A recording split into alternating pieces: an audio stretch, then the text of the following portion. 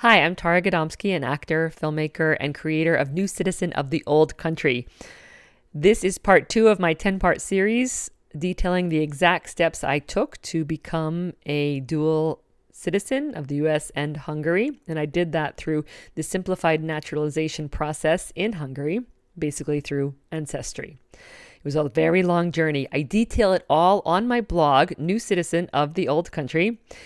And I wrote out all of the steps a few years ago, but thought I would put them here in video and podcast format for those of you who would prefer to receive the information this way. So I'm going to read part 2 of my blog series, My Journey to Hungarian Citizenship.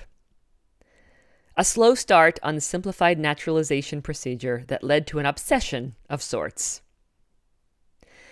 Now that I had a photocopy of my great-grandmother's Hungarian birth and baptism record from the church archives, I felt more confident in my citizenship quest, but I had many more obstacles to overcome.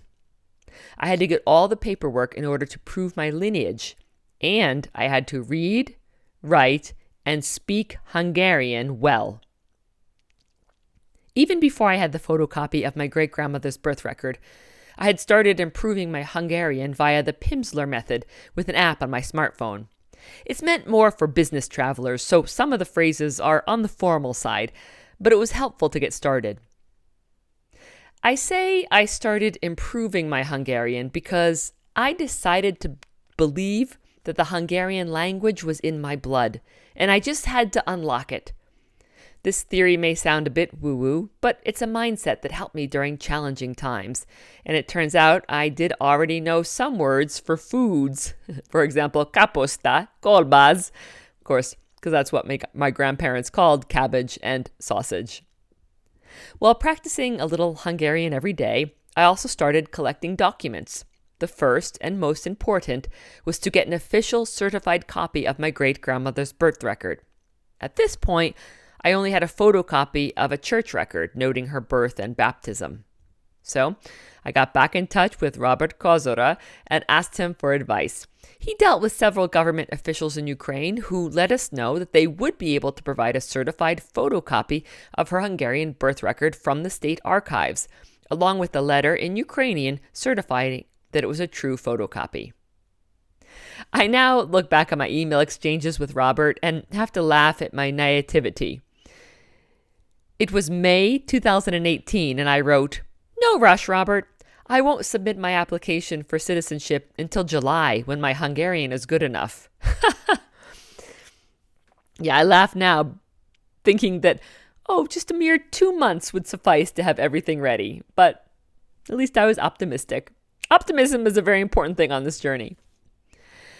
From the Embassy of Hungary in Washington's website, I downloaded the official application for the simplified naturalization procedure and started looking more closely at the citizenship by descent process. Quickly, I realized I might need some advice. If I was going to spend the time and money to get my documents and language skills in order, I wanted to make sure I wouldn't be disqualified for some mistake or oversight on my application. There are several consulting firms and lawyers in Hungary who can advise on the citizenship process, and none of them are inexpensive.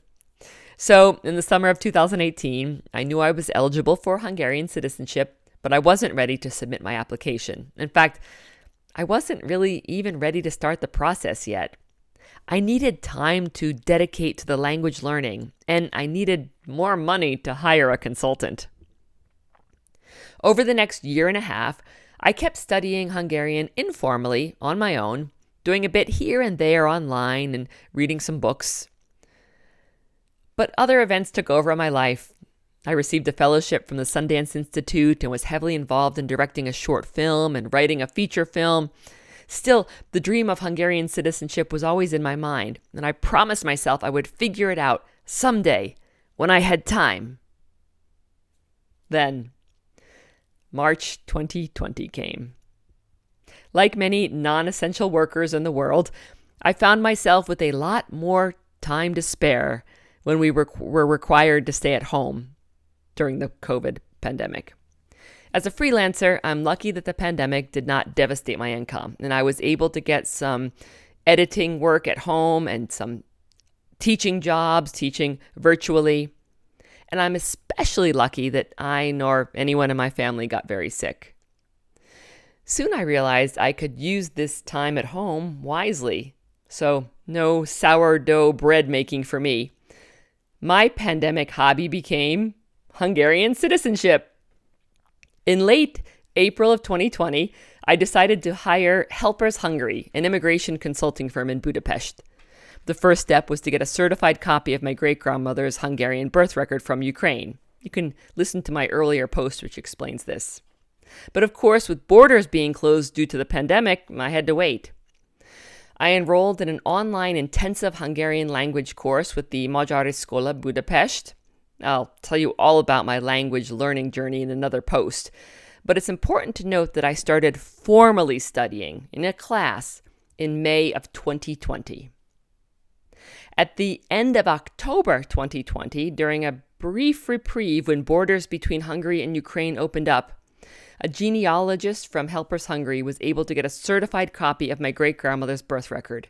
It was a huge milestone in the journey. But not only did they get my great-grandmother's birth record, they also got my great-great-grandparents' birth records. Wow, that was really cool to see. So now, my intense work, some might call obsession, began. But it would still take 2.5 more years to become a Hungarian citizen. Stay tuned for part 3.